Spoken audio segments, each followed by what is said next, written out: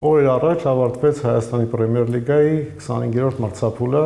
ունեցանք 5 հանդիպումներ, որոնց ընթացքում ունեցանք մի քանի շատ հետաքրքիր իրավիճակներ։ Նախ սկսենք մրցափուլի կենտրոնական խաղից, Արարատը Արմենիան ընդունել էր Նոա թիմին, խաղը սպասարկեցին Իտալիայից հրավիրված մրցավարները։ Վառ մրցավարները, ինչպես տեղյակ եք, տեղացի հայ մրցավարներն են եղել։ Երբ Նոան խփեց երկրորդ գոլը, մրցավարի առաջին օգնականը արձանագրեց խաղից դուրս իրավիճակ։ Մրցավարի օգնականը չի գտնվում վերջին պաշտպանի հետ նույն գծի վրա, դա է պատճառը, որ նա իր դիրքից չի կարողացել հստակ գնահատել իրավիճակը, այդ պատճառով նա արձանագրել է խաղից դուրս դիրքի խախտում։ Սակայն վառ մրցավարները ստուգեցին տվյալ իրավիճակը եւ պարզ դարձավ, որ փոխանցման պահին Նոա թիմի հարձակվողը գտնվում էր ճիշտ դիրքում եւ խաղից դուրսի խախտում չէր կատարվել։ Վառ մրցավարները տեղյակ պահեցին խաղի մրցավարին եւ դարպասի գրավումը արձանագրվեց։ Նմանատիպ իրավիճակներում կարիք չկա, որպեսզի մրցավարը կատարի տեսադիտում, քանի որ սա փաստացի որոշում է, մրցավարը եթե նույնիսկ կատարի տեսադիտում, ուղղակի տեսնելու է գծած պատկերը։ Նույն խաղից մեկ այլ իրավիճակ փոխհատուցված ժամանակի ընթացքում, երբ Նոան խփում է արդեն խաղի վերջին գոլը, տրիբունայից կարող էր տպավորություն ստեղծվել, որ փոխանցման պահին Նոա թիմի հարձակվողը գտնվում է խաղից դուրս դիրքում, սակայն կրկնապատկերում տեսնում ենք, որ փոխանցման պահին պաշտպանը հետ էր մնացել եւ իր դիրքով փակում էր հարձակվողի խաղից դուրսը։ Հետևաբար խաղադաշտի մրցավարի օգնականը կայացրել է ճիշտ որոշում, թողնելով խաղը շարունակվել եւ վառ մրցավարները ստուգելուց հետո հաստատեցին նրա որոշումը, որ տվյալ իրավիճակում նույնպես խաղից դուրս չի արձանագրվել։ Արարատ-Ուրարտու խաղի ընթացքում ստեղծվեցին մի քանի հետաքրքիր իրավիճակներ։ Անդրադառնանք դրանցից առաջինին, երբ Արարատ թիմը գրավում է մրցակցի դարպասը, տեսակրկնապատկերում հստակ երևում է, որ փոխանցման պահին Արարատ թիմի խաղացողը գտնվում է խաղից դուրս դիրքում, մրցավարի օգնականը գտնվելով շատ ճիշտ դիրքում, մի փոքր պաուզա է պահում, մինչև որ գրոհը կավարտվի, որից հետո նոր արձանագրում է խաղից դուրս վիճակը։ Խաղի 61-րդ րոպեին արդեն Ուրարտուն գրավեց Արարատի դարպասը, կար կասկած, որ Ուրարտուի հարձակվողը, հեռավոր անկյունում գտնվող խաղացողը առաջին փոխանցման պահին գտնվում էր խաղից դուրս դիրքում։ Այնուամենայնիվ կրկնապատկերը ցույց է տալիս, որ փոխանցման պահին նա գտնվում է ճիշտ դիրքում, չնայած շատ բարդ իրավիճակ է, բայց վառ մրցավարները գծելով տվյալ իրավիճակը պարզեցին, որ մրցավարի օգնականը կրկին անգամ գտնվելով ճիշտ դիրքում կայացրել է շատ ճիշտ որոշում, հետևաբար գոլը ճիշտ է խփված։ Կարմիր գիծը ցույց է տալիս հարձակվողի դիրքը, կապույտ գիծը ցույց է տալիս, թե որտեղ է գտնվում պաշտպանի ոտքը։ Դիտելով այս կրկնապատկերը տեսնում ենք, որ պաշտպանը իր ոտքով փակում է խաղից դուրս դիրքը։ Հաջորդ հետաքրքիր իրավիճակը, երբ Ուրարտուն եւս մեկ անգամ գրավեց մրցակցի դարպասը, սակայն այն չարձանագրվեց խաղից դուրսի խախտման համար։ Կրկին անգամ հեշտ իրավիճակ չէ մրցավարի եւ մրցավարի օգնականի համար։ Կրկնապատկերում տեսնում ենք, որ Ուրարտու թիմի հարձակվողը մի քանի մետր առաջ է գտնվում պաշտպաններից, նա խաղից դուրս դիրքում է գտնվում, սակայն այստեղ խնդիրը կայանում է նրանում, որ շատ դժվար էր որոշել, թե ով է վերջինը խաղացել գնդակ, հարձակվողը թե պաշտպանը։ Եթե գնդակը խաղացել էր պաշտպանը, տվյալ իրավիճակում չէր կարող արձանագրվել խաղից դուրսի խախտում, իսկ եթե գնդակ խաղացել էր հարձակվող խաղացող, այդ դեպքում պետք է արձանագրվեր խաղից դուրս դիրքի խախտում։ Տեսակրկնապատկերը ցույց է տալիս, որ Արարատ թիմի խաղացող, այսինքն պաշտպանն է կատարել փոխանցումը, բայց նրա փոխանցումից հետո երևում է, որ գնդակը հպվում է Ուրարտու թիմի խաղացողի ոտքին։ Խաղից դուրս դիրքի խախտում է, երբ խաղից դուրս դիրքում գտնվող խաղացողը գնդակը ստանում է թիմակցի փոխանցումից կամ նրա դիպչելուց հետո։ Քանի որ գնդակը վերջինը դիպչում է Ուրարտու թիմի խաղացողի ոտքին, այստեղ մրցավարները կայացրել են վերջնական ճիշտ որոշում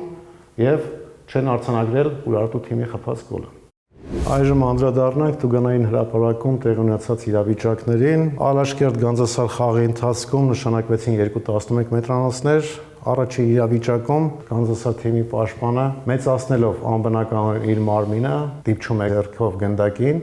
եւ մրցավարը գտնվելով ճիշտ դիրքում նշանակում է 11 մետրանոց հարված։ Նույն խաղի հաջորդ իրավիճակը, երբ կրկին անգամ Գանձասար թիմի դարպասին նշանակվեց 11 մետրանոց հարված, կարող եք տեսնել, որ Գանձասար թիմի պաշտպանը չխաղալով գնդակ խախտում է կատարում ոտքով մրցակցի նկատմամբ, հետեւաբար կրկին անգամ մրցավարը ճիշտ նշանակել է 11 մետրանոց հարված։ Երկու 11 մետրանոց հարված նշանակվեց նաեւ Փյունիկ բկման խաղի ընթացքում։ Առաջին իրավիճակը շատ բարդ էր մրցավարի համար, տվյալ իրավիճակում Փյունիկ թիմի հարձակվողը գլխով խաղում է գնդակ, բկման թիմի խաղացողը մի փոքր ուշանալով գնդակի փոխարեն գլխով հարվածում է մրցակցի գլխին։ Մրցավարի որոշումը խաղը շարունակելն էր, սակայն նա հրավիրվեց խաղադաշտում տեսադիտում կատարելու, որից հետո փոխեց իր որոշումը։ Նմանատիպ իրավիճակներում UEFA-ի խորհուրդն է նաև, որ պետք է նշանակվի 11 մետրանոց հարված եւ խախտում խաղացողը պետք է նաեւ պատժվի դեղին քարտով կոպիտ խաղի համար։ Նույն խաղի 90-րդ րոպեին երկրորդ 11 մետրանոցը նշանակվեց բկմայի դարպասին, բկմա թիմի խաղացողը չխաղալով գնդակ ոտքով խախտում է կատարում մրցակցի նկատմամբ, մրցավարը գտնվելով ճիշտ դիրքում հստակ գնահատում է իրավիճակը եւ ճիշտ նշանակում է 11 մետրանոց հարված։ Եվս մեկ իրավիճակ ստեղծվեց նույն խաղի ընթացքում, մրցավարը արձանագրում է խախտում բկմա թիմի խաղացողի կողմից խորհրդակցելով մրցավարի օգնականի հետ։ Մրցավարի օգնականը տեղեկատվություն է տալիս, որ խախտումը կատարվել է տուգանային հրապարակից դուրս։ Կրկնապատկերները դիտելով պարզ է դառնում, որ իրականում ընդհանրապես խախտում չէր կատարվել պաշտպանի կողմից եւ այդ գործողությունը տեղի էր ունեցել ոչ թե տուգանային հրապարակից դուրս, այլ տուգանային հրապարակի ներսում։ Հետևաբար, եթե տվյալ իրավիճակում խախտում լիներ, պետք է նշանակվեր 11 մետրանոց հարված։ Վառի մրցավարը ստուգելով իրավիճակը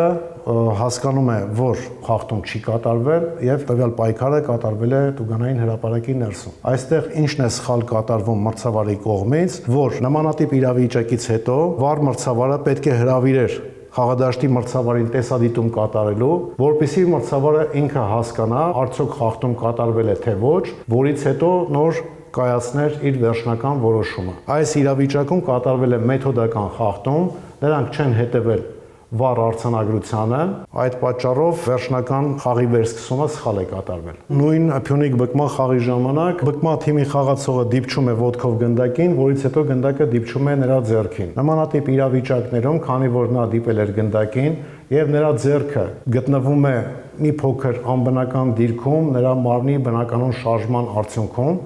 այս իրավիճակները չեն գնահատվում որպես ձեռքով խաղի խախտում։ Հետևաբար տվյալ իրավիճակում մրցավարը կայացրել է ճիշտ որոշում, շարունակելով խաղը եւ չնշանակելով 11 մետրանոց հարված։ Եվս մեկ իրավիճակ, որտեղ թվում է, թե գնդակը հարվածից հետո դիպչում է բկմա թիմի խաղացողի ձեռքին, բայց կրկնապատկերներում հստակ երևում է, որ գնդակը դիպել է ոչ թե նրա ձեռքին, այլ դիպել է նրա մարմնին, հետևաբար այստեղ նույնպես ձեռքով խաղի խախտում չի կատարվել։ Ալաշկերտ Գանձասար խաղի ընթացքում, երբ Գանձասարը կրճատեց հաշվի տարբերությունը,